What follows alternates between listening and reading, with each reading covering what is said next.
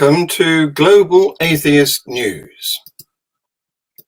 A New York-based Catholic deacon was recently arrested for trying to arrange sex with a 14-year-old boy he met on Grindr. According to prosecutors, Rogelio Vega, 50, of Maspeth, Queens, was in fact chatting up an undercover detective posing as a teen. This defendant, by all outward appearances, is a church-going family man, said Queens DA Melinda Katz. Sadly, the real person under the sheep's clothing is an alleged sexual predator who sought out a teenage boy to fulfill his needs. Vega is, or was, a deacon with St. Sebastian Roman Catholic Church, and allegedly downloaded Grindr in July 2020, where he began communicating with the undercover officer he thought was a teenager. There, he allegedly asked for explicit photos and sent several of himself.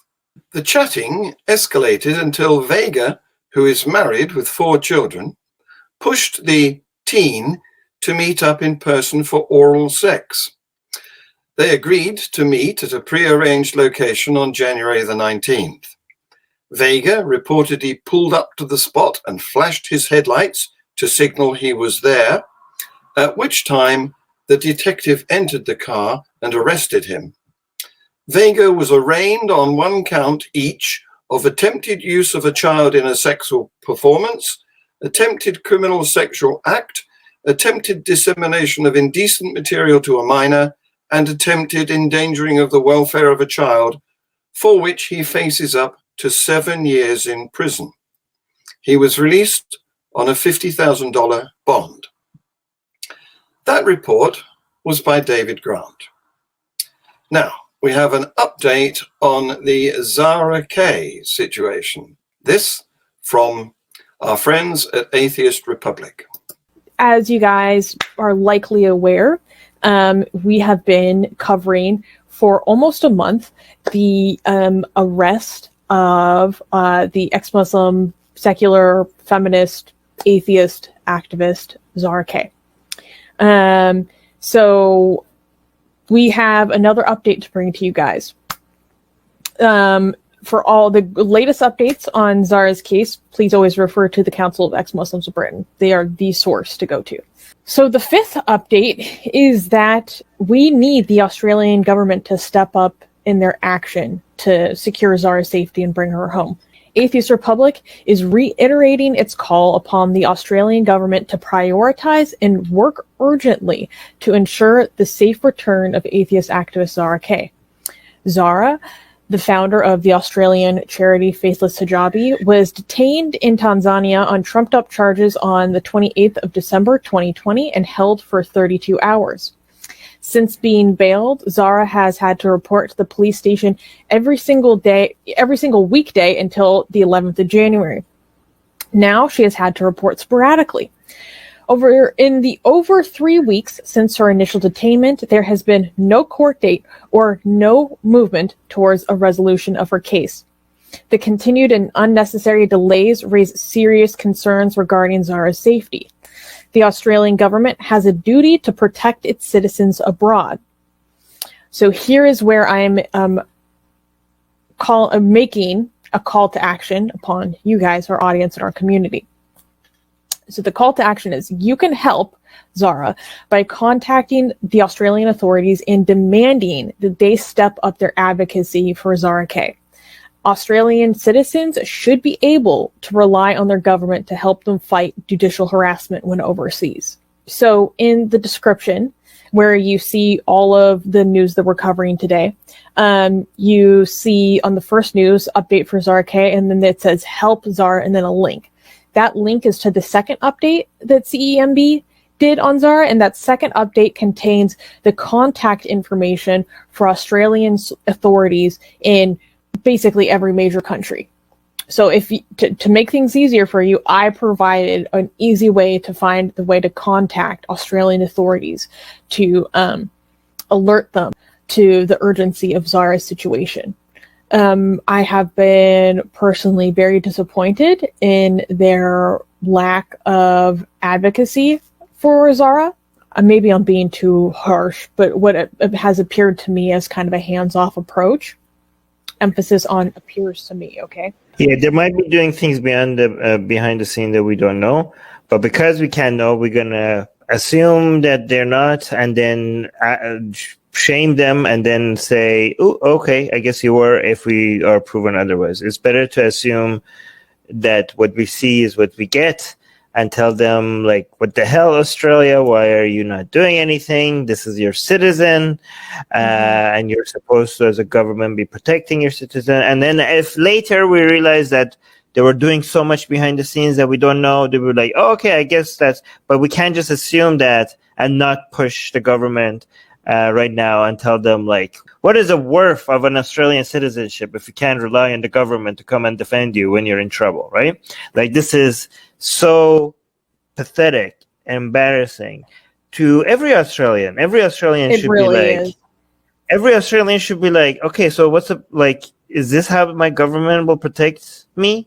If I'm in trouble? And another, like, is this like, every time your citizen is in trouble, this should become an opportunity for your government to demonstrate the value of the citizenship. Well, yes, you're absolutely right there, Armin. But unfortunately, Atheist Republic's site has been blocked in India, so people living there won't be able to see it. This is what he says. The world's largest atheist group has now been completely blocked in the world's most second populated country on this planet. I mean, that should be something worthy of coverage, I think.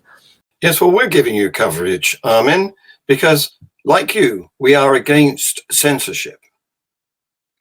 Now, there are a number of issues going on in Canada. This report is from our Quebec correspondent, David Rand. David Rand reporting from Canada for the 30th of January 2021.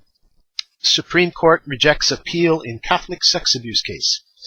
In a case involving 4 men who were sexually abused in the 1950s at Mount Cashel Orphanage operated by the Christian Brothers in St. John's, Newfoundland, the Supreme Court of Canada has rejected the appeal from the Catholic Archdiocese of St. John's.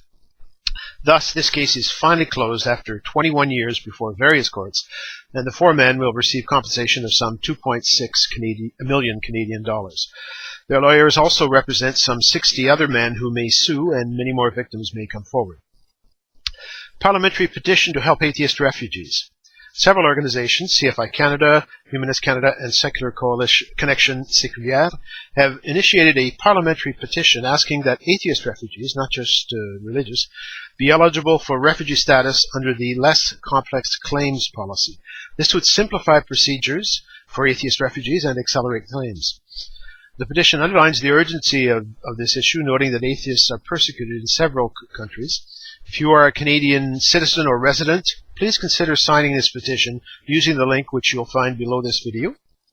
If it garners at least 500 signatures, it will be presented before Parliament, but thousands would be better, of course. Public broadcaster criticized for lack of professional ethics. The organization Atheist Freethinkers, or AFT, with which I work, issued a press release on January 12th denouncing the decision by the Canadian Broadcasting Corporation, the CBC, to allow the host of a major news program to wear a hijab while on the air.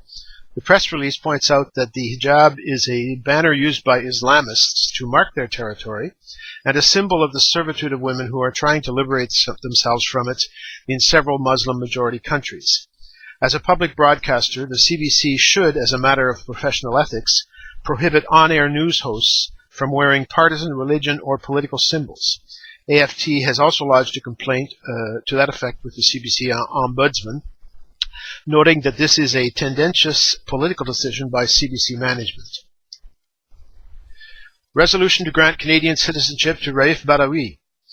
On January 27th, the Canadian House of Commons unanimously passed a resolution, proposed by the Bloc Québécois party, asking the Minister of Immigration to grant citizenship to Raif Badawi, who has been imprisoned in Saudi Arabia since 2012, serving a 10-year term for the so-called crime of criticizing the Saudi regime and Islam. Badawi's wife, Ensaf Haider, who lives in Sherbrooke, Quebec, with the couple's 3 children, reacted with joy as this resolution offers a ray of hope for her husband's release. Madame Haider supports secularism. In the recent court proceedings, she was a witness in support of Quebec's Secular Bill 21. Thank you for listening. Is it really nearly 9 years that Raif Badawi has been imprisoned? His case needs to be brought to the notice of the public once again. Earlier this week, I was interviewed by Iran International TV. The broadcast hasn't gone out yet, but here's a very brief audio taster. Hi, John. Good afternoon. Thanks for your time. I do really appreciate that. Thank you very much. Hello, Badia. Thank you for having me on. John, atheism in general is growing, for instance, in the UK. Is it growing globally? Globally, yes. Particularly in some parts of the world. In the USA, for example. Even in Pakistan and Indonesia, so I'm informed. But of course, there are some hardcore areas, although recent news from Iran suggests that the younger generation are moving away from their religion. Well, that's just a taster, and hopefully when the broadcast has gone out and they've sent me the clip, I will be able to screen that next week. Now, we have an event coming up, a very important event, which I would like to promote. This is Women Leaving Islam. There is a movie that has been made. It features Fauzia, who is in the top left of the picture here, and she is a former director of Atheist Alliance International. The event is being staged on Monday, so that's a watch party that we can all join in with, and I will put a link to that in the details below. Now, we have a big success, and I'm going to ask Bill, AAI's Vice President, to report on it for us. Here we go, Bill. Hi, John. We have some fantastic news from Nigeria. You recall the cases of Yahaya Sharif Aminu and Umar Farouk. They both live in Kano State in Nigeria, where Sharia law is in force. They were accused of blasphemy. They were in court on the 10th of August, and they were both convicted of blasphemy. Yahaya was sentenced to death by hanging. Umar was given 10 years in prison with hard labour. They were given 30 days to appeal, but they were given no access to their family, and they were given no access to lawyers. And in fact, they didn't have access to lawyers throughout the entire trial. So when I heard about this in the news, I think we had about 22 days of the appeal left. I approached the AAI board and said we should help these two young men. The board agreed. So we set up a fundraiser to pay the legal fees. We assembled a team of lawyers and we filed notices of appeal, and that was just a couple of days before the expiry of the 30 days window. So our lawyers were in court at the end of November, and we argued the cases for the appeals. The decision was announced on the 21st of January, and fantastic news, Umar's conviction was quashed and he was completely acquitted. So our lawyers were in court on Monday this week, and they collected Umar. They took him and his uncle out of Kano State, somewhere where he'll be safe. It wasn't such good news in the case of Yahaya, because his conviction was also quashed, but instead of acquitting him, which we believe they should have done, the court remitted him back to the Sharia court for a retrial. We believe that's the wrong thing in law, so our lawyers immediately filed a notice of appeal, and now we're going to be waiting for a date to appeal in court for that. The next step will be to go to the Federal Court of Appeal, and the interesting thing about that is one of our arguments was that the Sharia penal code is unconstitutional in Nigeria. The federal constitution allows freedom of religion, freedom of thought, freedom of expression, and blasphemy laws oppose that. So the blasphemy laws should really be struck down because they're unconstitutional. And once we get to the Federal Court of Appeal, we will be able to make those arguments and they will get a hearing. Even if we fail there, we will go to the Supreme Court and make those arguments again. So this is a very exciting case. We've saved Umar Farouk. We have saved Yahya from being hanged, but he's still in jeopardy until we get him away from the Sharia court. And we have the possibility now in the future of having blasphemy laws legally struck down in Nigeria. So that's the really exciting news. Wouldn't that be fantastic? This is a picture of our lawyers who have made the success. And this is a picture of Umar, the 13-year-old boy who they succeeded in getting released. Wonderful news. Now, we don't only have Atheist Alliance International's vice president on the show today, but we also have the president himself. Here is Howard Berman. AAI is a global federation of groups and individuals around the world. And we believe that all of these individuals and groups have the right to be secular, and we call on the United Nations to adopt unambiguous language that protects this right. We want a declaration accepted by the United Nations that guarantees certain privileges to the non-religious.